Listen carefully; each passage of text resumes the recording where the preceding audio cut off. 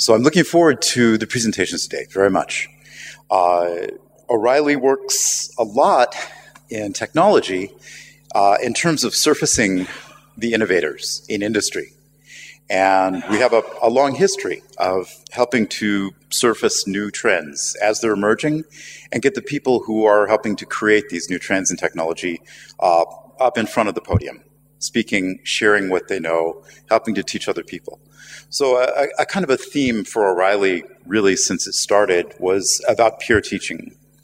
And at university, that was a lot of my background, was instituting a peer teaching program at Stanford. So I'm very grateful to, a couple of years ago, to have joined O'Reilly. In particular, we do a set of conferences. We do 20 conferences a year. One set of this is called Strata. We just had Strata UK in London this past week. And we do 5 of those around the world in Beijing, Singapore, New York, San Jose. Also London. We also have a new series called Artificial Intelligence. And we've been fortunate to have Peter Norvig, who is Director of Research at Google, to become our co-chair, along with Tim O'Reilly, my boss, or our company founder, I should say. And so we've had a lot of very interesting material come out through Strata conferences, as well as the AI conference. I wanted to give, first off, a little bit of an overview of some of what's been surfaced and where current trends are, because there are leading teams from Google, Microsoft, Amazon, and Facebook and others who are very open about what they're doing. And so we have resources online. I'll go quick through some of the resource part and get into more of what we're doing in AI in media. But I did want to provide the resources, and we'll have the slides online for that. And a theme that we're seeing, to paraphrase Andrew Ng and others, is that AI is real now. Having started out in grad school in AI back in 1983, it's taken a long time to be able to stand up and say that AI is real. And so the question is, why now? What we see are basically 3 factors, a confluence of 3 things that have occurred. Number 1, big data. And really, we can point to events in 1997, in about the third quarter, the fall of 1997, when major teams at eBay and Amazon and Google and others were working on the problem of distributed computing with commodity hardware. And they came up with what we know now as a lot of the practices that led towards, say, MapReduce, leveraging commodity hardware at scale, leveraging very large sets of log file aggregation, running machine learning on top of that. So big data happened maybe 20 years ago, the origins of this. And a lot of that is driven by machine data that allows us to be able to make very interesting automated decisions because of a vast amount of machine data. There's also the issue of big compute. And we can point to the early 2000s, really 2005, 2006. Amazon was working with hypervisor, which led toward AWS, the cloud. And Google was working with C groups, had committed that to Linux. And so there was a sort of an era of lightweight virtualization, which was introduced in 2005, 2006, that led to the cloud practices. And being able to do very interesting things with lightweight virtualization has been a huge enabler for what's going on now in AI, particularly GPUs in the cloud. And thirdly, what happened in 2012, 2013 was more adoption of big models. So now we have very deep layered structures of neural networks, autoencoders doing fantastic work, but very, very large structures that can be trained on a large cluster in the cloud and then can be applied in different areas. So you see things like ResNet or Inception that get used for multiple types of cases. So these 3 factors taken together have allowed us now to really say that AI is real. We're seeing applications in business. And a mechanism for that I think is very interesting. Artificial intelligence drives product features now. We see this with Alexa. We see this with Google Assistant. We see this with Siri. So AI drives the product features, and then consumer use drives cloud consumption. And so it's that mechanism. And you notice also that the companies that have the best AI teams also are companies that have public clouds that they own. There's a very tight coupling there. So as far as big picture, I want to point to some resources, particularly more on the business side of AI applications. Jack Clark was a reporter for UK Register. He was also a reporter at Bloomberg looking into artificial intelligence applications in business. Now he is at OpenAI, and he has a fantastic mini book that just came out. Really, it's a survey of people working in biology, neurobiology, and looking at the intersection of how contemporary neurobiology research is informing artificial intelligence. So there's some interesting overlap there where that is becoming much more real. Also, I would point to Siobhan Zillis and James Chan at Bloomberg Beta. I'll show a slide here of what some of their research in business. And definitely The Future of Machine Intelligence by David Beyer. Siobhan Zillis at Bloomberg Beta. If you don't know, Bloomberg is a media group out of New York City which covers finance, business news. And here they've been tracking the companies working in AI. And this is a landscape diagram from 2017. This is a landscape diagram from earlier this year of what they are tracking as far as major companies in AI and small startups even, how they fit together in different verticals. And again, it's very hard to read. It's small print now because there are so many, but I'll have these slides available. David Beyer, a friend of mine out of San Francisco, he did a talk at our artificial intelligence conference about a venture capitalist perspective on investing in startups in AI. What do you look for? How is a business ready to adopt AI? How is it not ready? And as an investor in finance, how do you evaluate an organization to be ready to really make the most out of AI applications? So this is from more of a finance perspective, which is very fascinating for me because I come from technology. They think in a very different way. Also, we just had Strata in London, but this is from 2 months ago. We had Strata in San Jose, and really the top three teams in the world, respectively Google, Amazon, Microsoft, they were reporting on some of the latest of how they are bringing AI to the markets. And a theme here, of course, is being able to use tools like TensorFlow or MXNet out of Amazon, and also related tools at Microsoft, how these companies which have clouds available are making AI services available as well, and then in turn, how they're integrating that into mobile devices. So, one theme is how to run very large clusters of GPUs in the cloud to do some extensive training, but then take and bring a model to run on a smartphone and reduce it in size maybe 5 orders of magnitude so that you can run the same model, deploy it and run it in JavaScript on a smartphone. Really fascinating work. There's some updates from last week. We had some of the same speakers giving more current updates in London.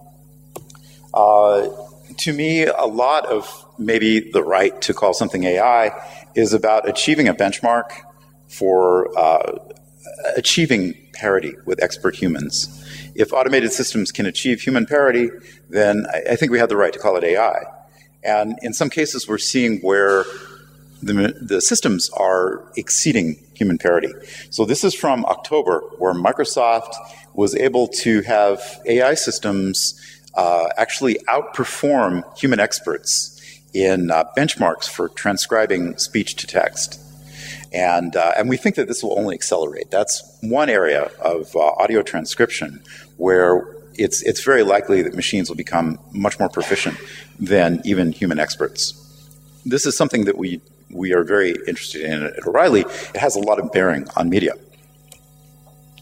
So I think an analysis there is most immediately, right now in 2017, you have to look and say which companies can afford to run a very large GPU cluster in the cloud for 3 weeks for each iteration of development before you can implement some new feature using deep learning.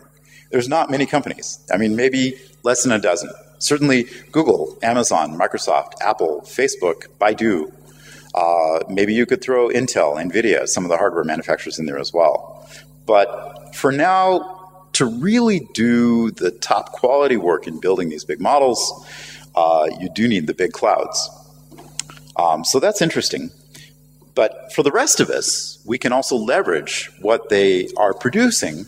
While transfer learning is still in very early stages, we are learning that there are elements of transfer learning where you can take the structure of a large deep learning model and reapply it in other domains.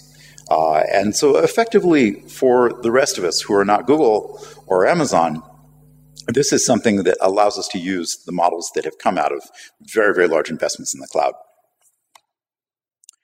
Another theme that I'm very interested in, I've done a lot of work in genetic algorithms and genetic programming. And if you're familiar with GPs, genetic programming, I think that what we're seeing with generative adversarial networks is really some of the leading edge of advancements these days with deep learning. And in particular, if you haven't seen it, CycleGAN out of Berkeley is just fascinating. Their work on images and even video, taking, say, a Monet painting and turning it into a photorealistic picture, or taking a video of, say, horses running and turning it into a video of, say, zebras running instead. Really fascinating what they can do with GANs. And we're seeing a lot of applications of this, of course, in media because of the video aspects. One caveat, though, if you haven't seen this, I highly recommend. Peter Norvig made a fantastic keynote about the practical realities of systems that learn in uncertain domains. So working with machine learning, you oftentimes are faced with the problem of an unbounded problem space, which must be computed in finite time. And because of that, you must introduce bias, just by the nature of machine learning. But it also introduces a lot of complexity for operations, for systems engineering. So this is one thing Google is saying, a great paper by them. Machine learning is the high interest credit card for tech debt. So unless you really have down the systems engineering, it's very difficult to deploy these kind of systems at scale and have consumer grade reliability. Very, very interesting take on that. For those, I'm sure, here in our audience here today, we're familiar with machine learning. For those who are not familiar, one of the best resources I like is by Pedro Domingos, who is a professor at University of Washington. It's an excellent book called The Master Algorithm, which does a survey of machine learning through the decades and then shows how the different forms of machine learning, which came out of different types of disciplines, how they fit together. And so the title is a bit deceptive. It says the master algorithm. Actually, it's more of a challenge for how can we take all these different pieces and pull them together into something that is much more of a general algorithm. But its excellent analysis is very approachable. And for deep learning in particular, some of our recent materials I'll point toward. Nikhil Budima has a great book, Fundamentals of Deep Learning. Adam Gibson, who's the author of DL4J, and also Josh Patterson working on that. They put together a new book. It's in early release. We typically do a video collection of all the deep learning experts that we have at our conferences and put that into one video compilation.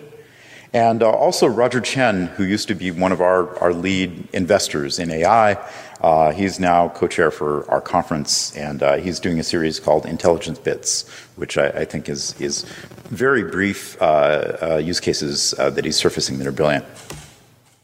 Last time I was here, I was working for Databricks. I was working with Apache Spark.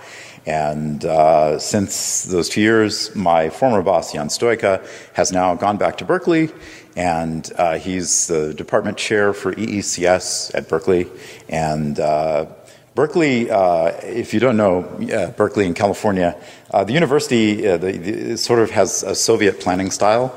So they have a 5-year plan. And they did the RAD Lab, which created Apache Mesos and others. And then the follow-on from that was AMP Lab, which created Apache Spark.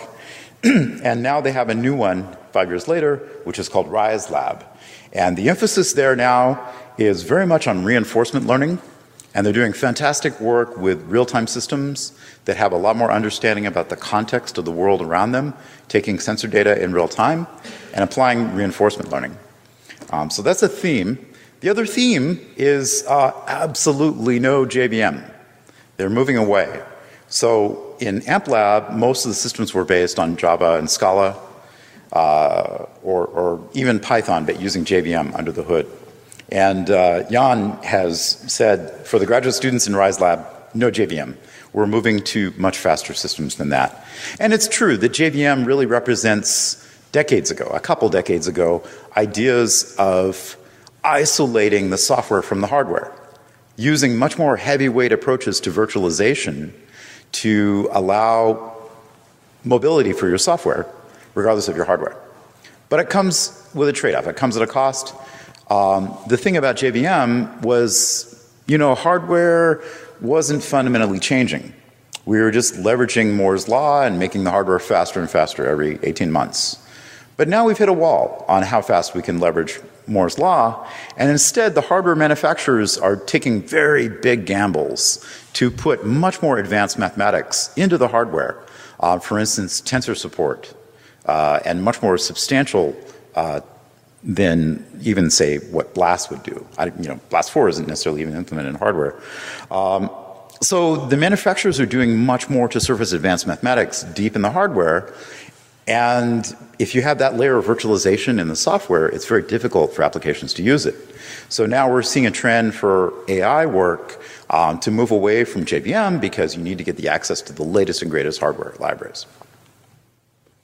Okay, so that's some background about what we see going on in AI right now.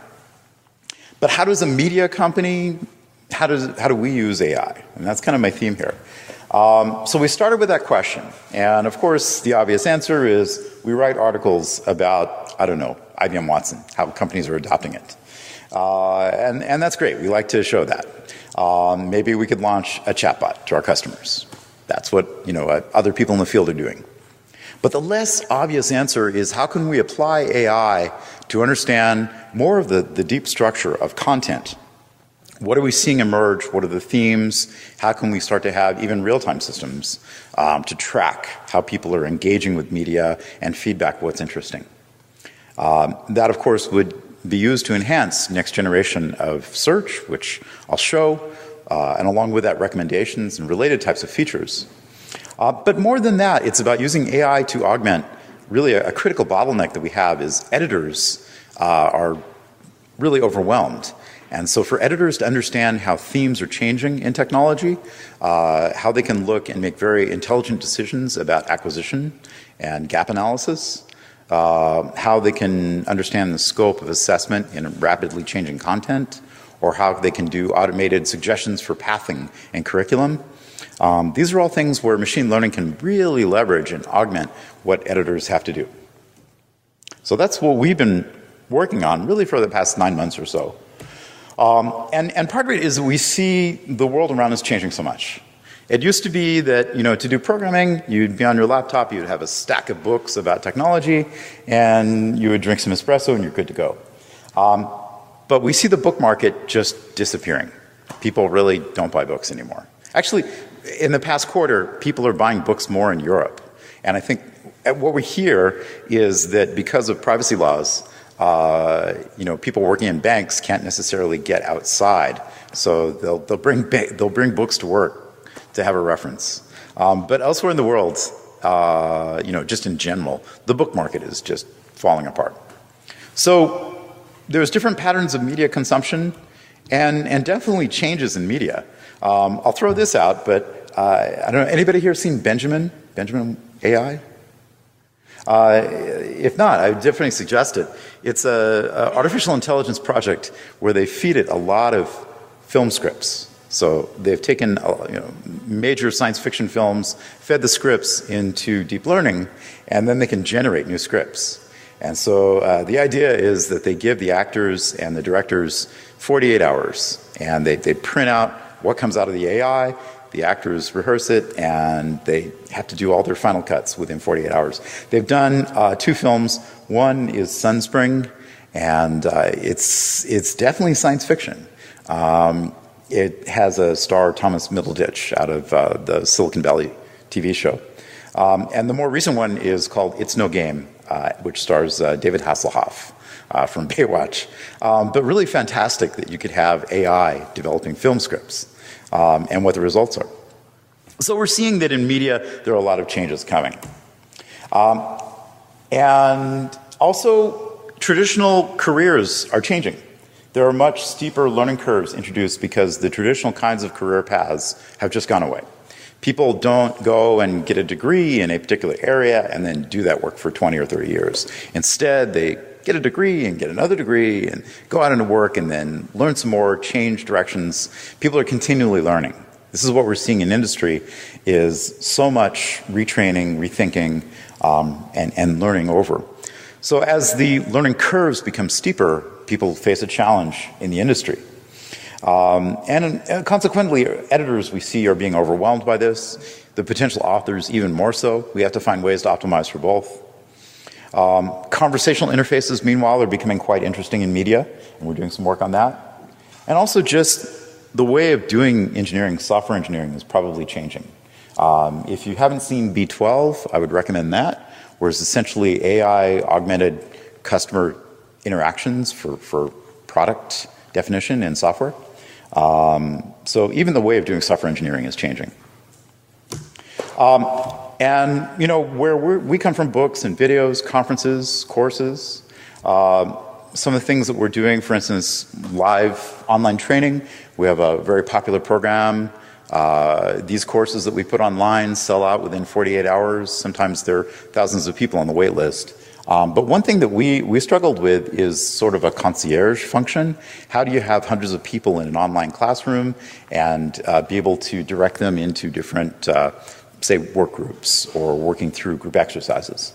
It's overwhelming for an instructor to have to talk with 200 people at the same time, one-on-one.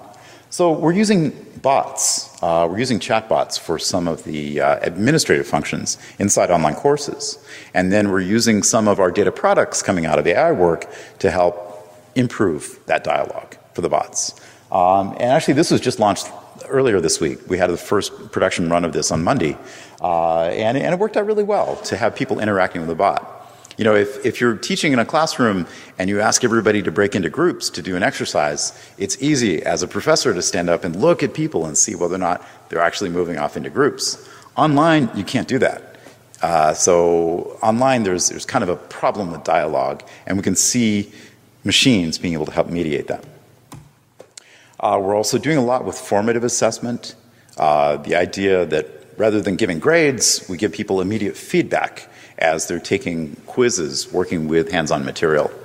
But it's a bottleneck to understand what do we assess on, and how can we come up with really good ideas of what the, not just what the right answers are, but what are the decoy answers in assessments.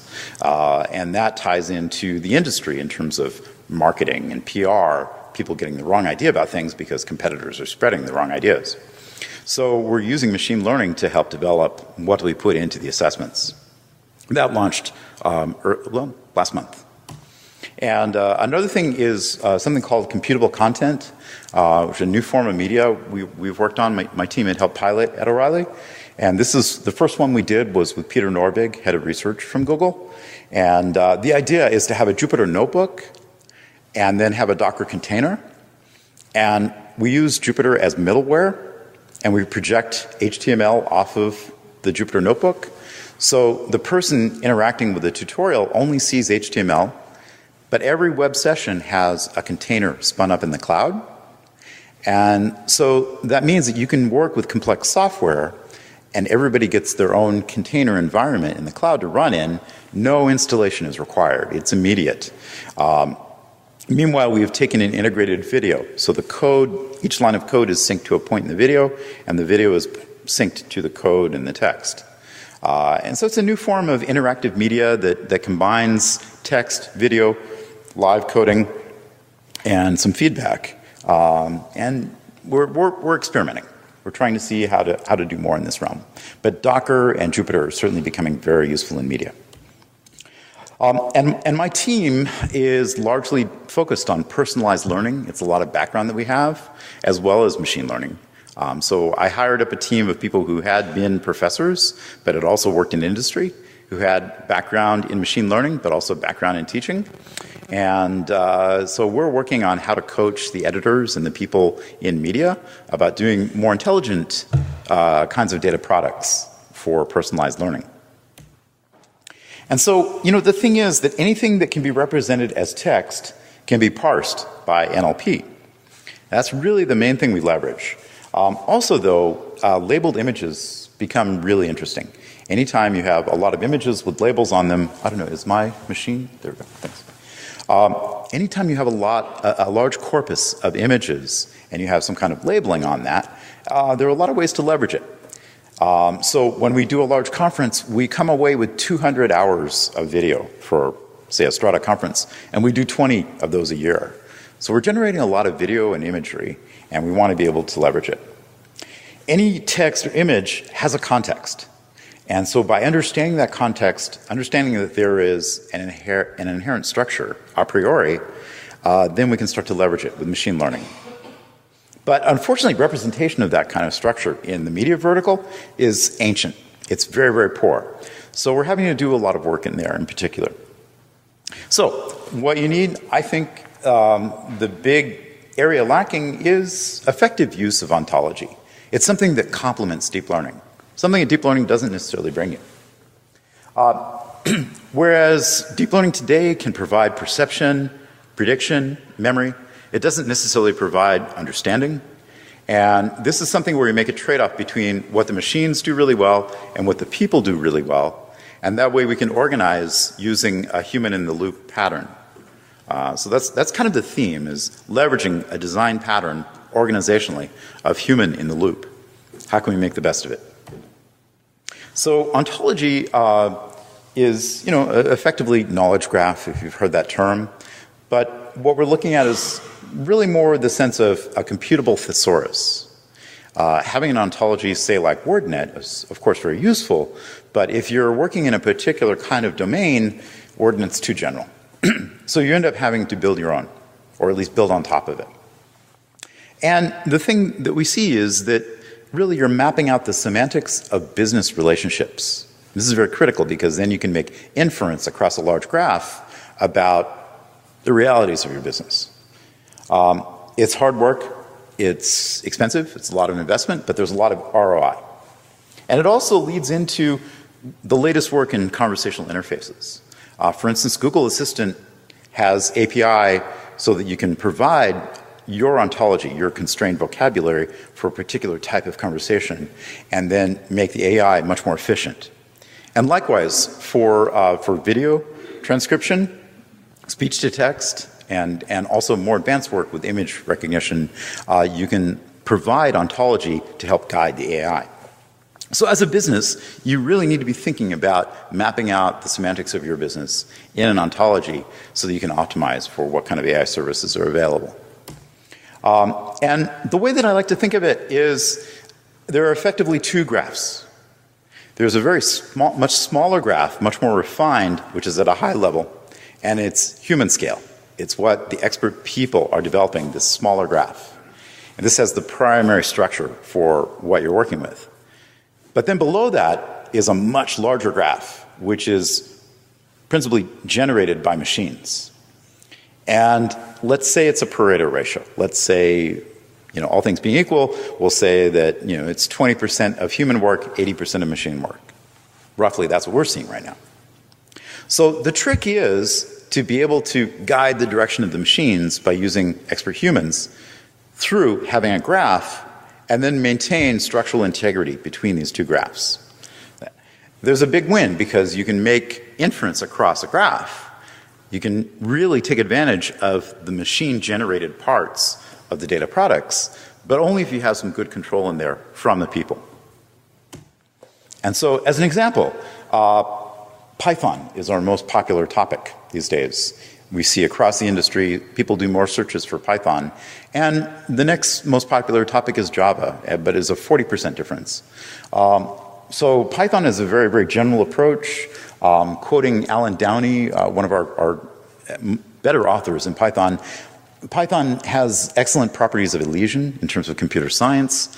He was actually showing a case study that Python has better properties of expressing a compact representation of an algorithm than the pseudocode in the papers that are talking about that algorithm. Python is very efficient that way. And so here is what experts, editors have put together as some of the labeling, some of the annotation for Python. We know that it's open source. We know it's a programming language. We know that it's supported by NumFocus and Python Software Foundation. It's about scripting and web development and data science. And so there's a short description that was put in by human experts in an ontology represented as RDF. But then we go in and use vector embedding on top of a lot of NLP work to come up with expansions of what we know to be the relationships among Python. So what I'm showing down here on the right is a little bit trivial for Python, but it's some of the things that are related that we found out of looking at a set of books or a set of search queries. So we can take what the humans do and expand it through the machine learning. And so an example use of that is here. Formerly we had done our search engine all in Solr. And the search indexes are like 45 gigabytes. And what we realized once we started going in and really analyzing all the content with full text NLP and looking at more in-depth analysis of behavior of the customers, search query logs, etc., we realized that 80% of our network traffic can be pushed out to a web cache, can be pushed out to the edge. We can actually move most of the heavy lifting for search and discovery of content out to the UI. And we can reduce our network traffic by 80%. And then expose parts of the ontology directly within React libraries used to build the UI, which makes for a much faster kind of interaction from customers searching for content. But it's a great saver for us to be able to reduce that much network traffic. So that's one kind of area where ontology is really good to be able to use after you've also done machine learning, deep learning, etc., to develop the data products. Okay. So I love this quote. Consider the shift from steam to electric power. This is from David Beyer. And it took a generation before factory managers understood that you could reconfigure the factory floor differently now that you had electric power instead of steam power. Really, a generation of factory managers had to retire and leave the industry before we could really make that change. We think that the adoption of AI, of course, will be much quicker, but it still faces similar extremes of cognitive embrace. It's very much a different view of the world. Thinking about deep learning and thinking about ontology, for example, are a very different shift. So real quick, and I'm not sure about time, but tell me if I'm getting close, and I'll wrap up here. So some of the components we work with, we're using SCOS as the basis for ontology work. SCOS is a representation of media content, search semantics.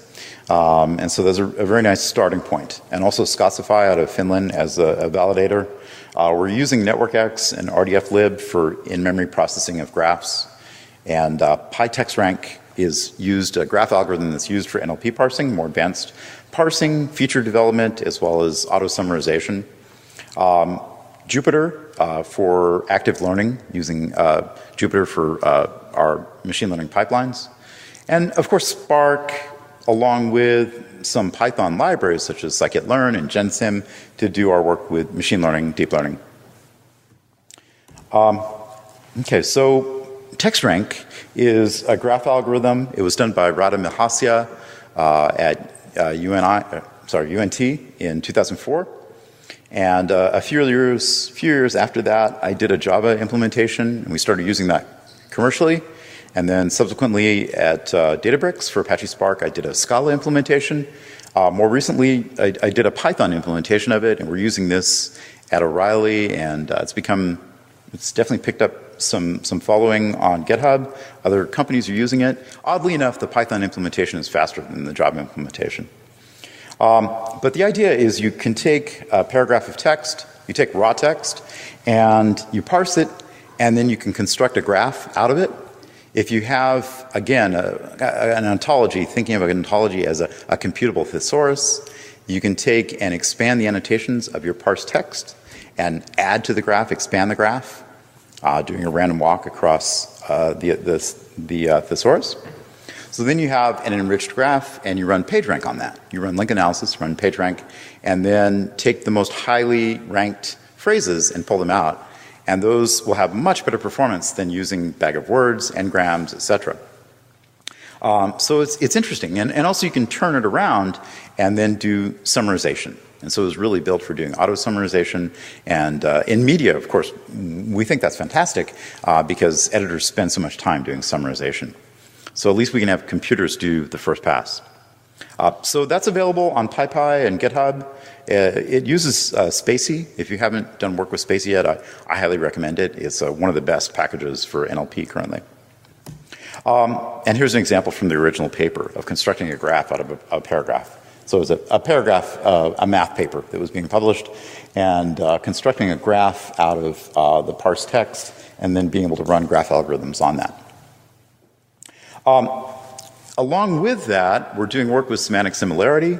Of course, you can use Jacquard or Tanimoto metrics to be able to compare one text with another, to be able to understand the distance between two texts, and then you can construct a graph out of that to find out where is the similarity. Say a chapter in one book, how similar is it to another chapter in another book, or to a video of a conference talk. But that's expensive. So we're using probabilistic data structures, using approximation algorithms, for instance, using minhash and LSH. And for that, I highly recommend a Python library called DataSketch. Has some of the better implementation for minhash that I've seen. So we use this to be able to very efficiently, I mean like 2 orders of magnitude difference, be able to approximate the semantic similarity between different texts. And also, again, between an audio track of a video and a text transcription. Another thing, and I'll talk about this a little bit later, is collaboration through Jupyter, basically active learning, which helps manage the human-in-the-loop pattern. And I'm not going to spend much time because we'll cover this in the next talk. But it's really becoming handy using Jupyter, largely because we don't have to create custom UIs, and we can manage the dialogue with machines. Okay. So how is this AI? Well, going back to the previous notion of how do we categorize AI, there is that benchmark for how can we exceed human parity. And in this way, we're able to perform more work much more quickly than could just be performed by human editors. They're super busy people, but now by using these data products, machine learning, applying AI applications, we can augment what they're doing, making them much more valuable at their work. Because otherwise, it's becoming, the human part would become a bottleneck. Now we're making the human part be augmented. And certainly when we talk about doing speech to text using AI in the cloud, it's a very, very direct application of AI currently in media. So the kind of data products have to do with search and recommendations, notifications for emerging trends. As we come out of a conference, people will surprise us by the keynotes and the sessions they give, and so we can start to surface that much more rapidly. Gap analysis is important for us, understanding where the content has strengths and where it has weaknesses compared to the industry overall. So some fairly advanced work in terms of the mathematics of gap analysis. Scoping needs for assessment, suggesting how you can have a sequence of media put together into a path, a learning path, that starts to define parts of curriculum. Also auto-summarization, giving a first draft to editors to work with. So somebody gives up and gives a half-hour talk, and then we can take the audio track, convert it into text, parse the text, and start to outline it. That's current work in progress, but basically it's a way of developing an early draft for an editor to go in and have a text representation of what was otherwise just a spoken presentation.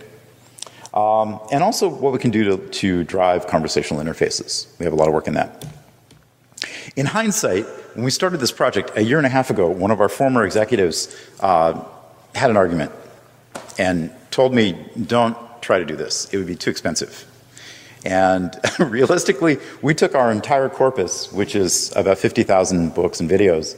The text parts of that corpus were all put onto one unused old database server. It was a desktop server. And so we fit it all onto one spinny disk, and we were able to do all of our NLP using Python on this one multi-core server. No cluster required. So it was kind of hilarious because the executives were assuming we would have to be working with a very large-scale cluster, very expensive project, and we actually did this part-time on an old server. And realistically, when we look at the customer base, we have 4,000 enterprise organizations which are actively using our platform. We are representing for 125 different publishers, their books and video and courses online. And out of that, the working vocabulary is less than 5,000 terms. So it's a very precise technical vocabulary, and we see it evolving over the years, but we can track that very carefully. But then we can get out to 98th percentile coverage with less than 3 gigabytes of index. So we can take our indexes and shift them all into memory, which is really fantastic. So essentially 80% of our search results can now be pre-computed, and we can leverage things like React to have very smart UI. But we're still facing a lot of incoming content. So I love this quote from Pedro Domingos. I think it's very inspirational. The future belongs to those who understand at a very deep level how to combine their unique expertise with what algorithms do best. And so that's kind of a theme for Human in the Loop. Just from an engineering standpoint, a few things we learned the hard way. Definitely when you're working with ontology, only have a few people editing the ontology. Don't have a lot of people editing at once. Also understand the reality of scaling. We had people who were rushing off to build clusters when in fact the real problem could be solved on a desktop server. Also the problems inherent in enterprise. You have to go out and get a lot of data, but more importantly a lot of metadata across different company silos. Our company is not huge, but it's 500 people now, and we're the product of several acquisitions. And so there was a lot of silos, and it's hard to get people working together across those silos. There's a very interesting emerging thing called InnerSource. So our company founder, Tim O'Reilly, came up with this term 10, 15 years ago. But the idea of InnerSource has been, it's been promoted by PayPal. They were one of the originals to really do case studies.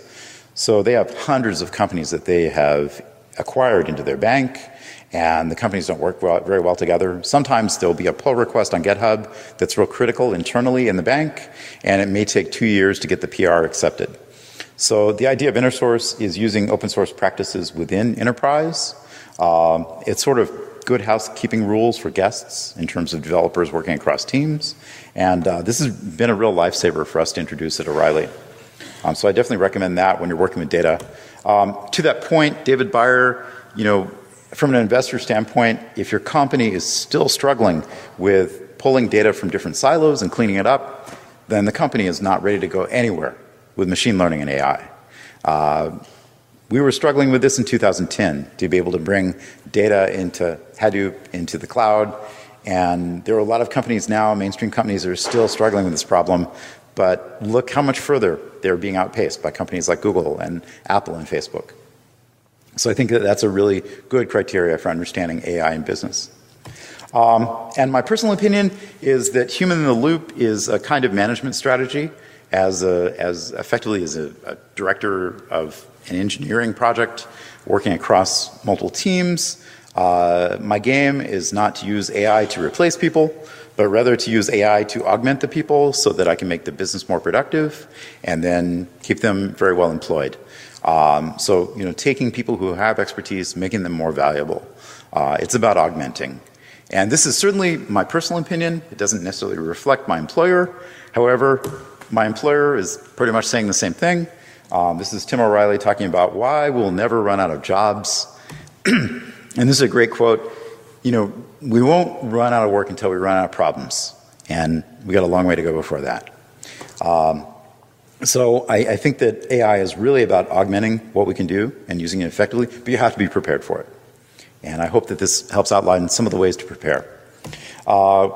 We have the Strata series, and there are 2 that are coming up, New York in September, Singapore in December. Looking forward to both of those. We have the Artificial Intelligence Conference, which is happening next month in New York City, and then in September in San Francisco. Also, we're helping to do the first international conference for Project Jupiter. That'll be in New York in August, and really looking forward to that. There's a lot of industry participation from Microsoft and Bloomberg and Google and others, IBM. So it's really fantastic to see how Jupiter is taking off there. And if you want to get a hold of me, here's some contact info. I'd love to talk with you. Twitter is a really great way to get in touch. And thank you very much.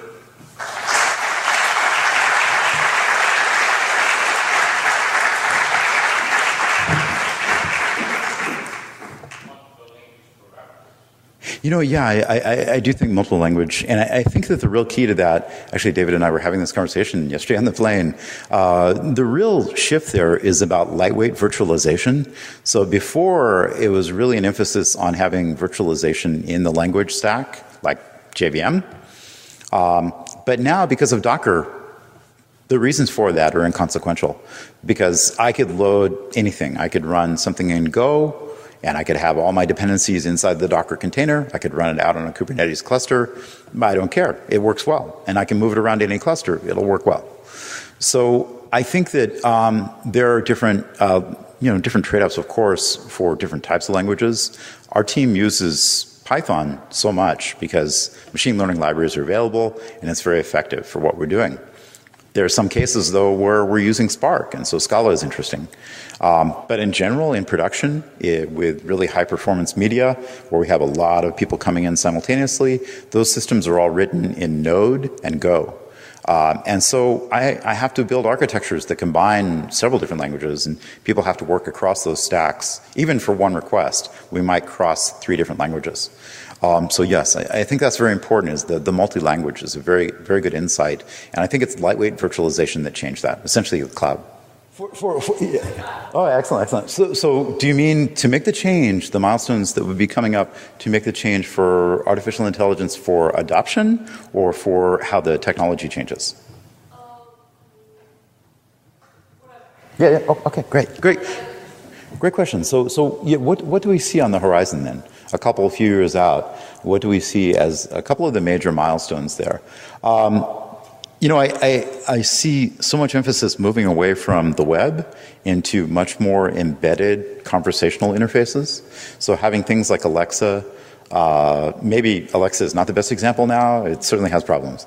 But I think that the long-term view of Alexa, Google Assistant, things like this, where we've got conversational interfaces that can be embedded into every day. Our cars, which are driving themselves, can talk with us.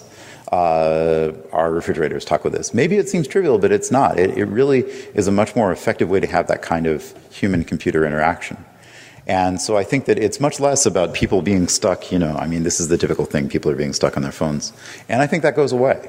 So I think that a major milestone there is people really learning more about dialogue, because representing dialogue is really hard. One thing that we've seen is where engineers will go and try to use effectively flowcharts to represent dialogue, but it doesn't work because it's a much more complex kind of flow. It's much more probabilistic, more kind of rules-based. So understanding how to represent dialogue, the best that I've seen is really working with something that looks like scripts, movie scripts, and using effectively essentially the structure of movie scripts to drive computing. I think that that's going to be a change that's coming up, and it's the conversational interfaces that are pushing it. I'm talking about ontology here. I think that we're seeing now, as we talk with our enterprise customers, that rather than coming in and giving us a checklist of what they expect as a customer, now they're starting about talking about requiring an ontology instead, effectively handing us a graph. So I think that there's kind of a shift there of thinking about graphs and how important they are in business. That's another kind of change. And I really do believe that a lot of programming is on the verge of changing. I think we'll see a lot more assisted forms of programming. I mentioned B12. If you haven't seen B12, it's in New York City, and if you want to build a business website, there's a conversational interface that talks you through the problem you need, and then they start to generate the code. And then they have programmers come in afterwards. So really a lot of the software initially is developed by AI. And the results are great. That has a long way to go. That can't be applied everywhere, but certainly we're seeing things like this being applied in medicine, being applied in industry. And so I think that those factors of changing how we think about programming, changing the conversational interfaces, I think those are the main ones. Does that help answer? Great, thank you. More questions? Paco, as we are in an academic institution, I was envisioning the big change that we will suffer probably in the next years in how we, the teachers, give the classes to the students. It's a pity that I'm too old for it. Probably I will not see it. But what do you think of this, on the use of these resources that you just have told us? It's interesting. You know, we're working with a few different teams that are starting to use AI to augment how do you handle grading, like taking a first pass on grading. GradeScope out of Berkeley is doing some of that work. Mm-hmm. And they have a long way to go, but they have some very interesting ideas. They're starting to prove out. Also having assistants working in a classroom. So we see that with Primer AI and others where they're starting to have, they put me to task. They had me in the office and I was representing about Spark, and the bot brought up better academic references about Spark than I could produce. It was much more recent, much more thorough. So I think there are a couple of areas there that are starting to change. But again, I think it's about augmentation. I don't think that we lose the human. I don't think we lose the human factor. I think we help make it hopefully work more effectively. Sure. Sound good? Yeah, thank you. Thank you.